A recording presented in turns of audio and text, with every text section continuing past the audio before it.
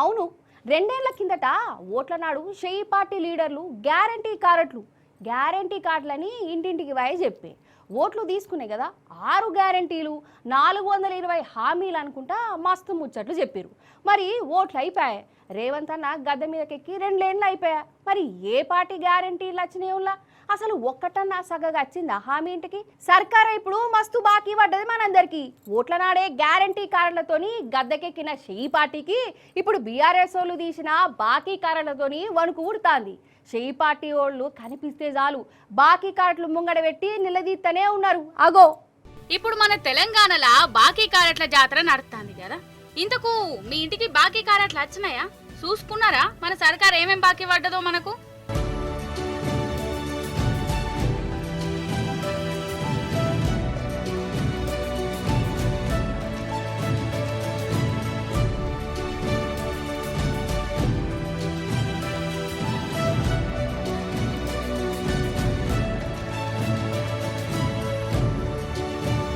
అన్నా ఓట్ల కోసం ఈ గ్యారంటీ ఆ గ్యారంటీ అనుకుంటా ఓగ చెప్పిర్రా.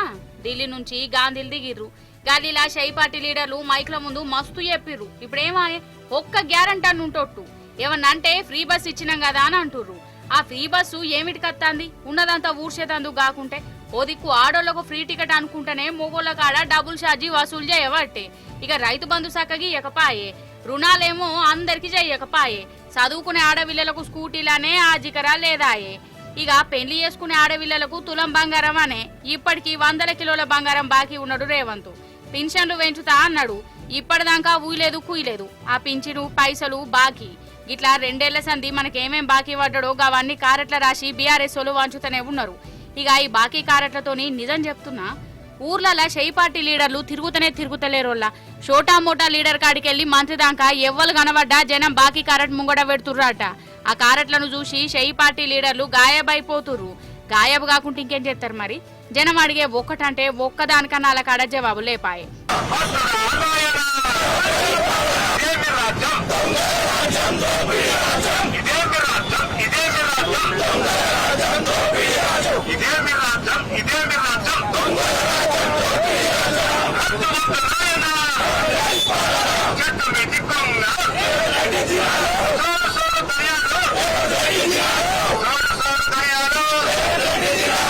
కానీ నిజంగా ఈ బీఆర్ఎస్ పార్టీ పెట్టిన ఈ బాకీ కారటు ఒక ఉద్యమం లెక్కనే నడుతాందులా.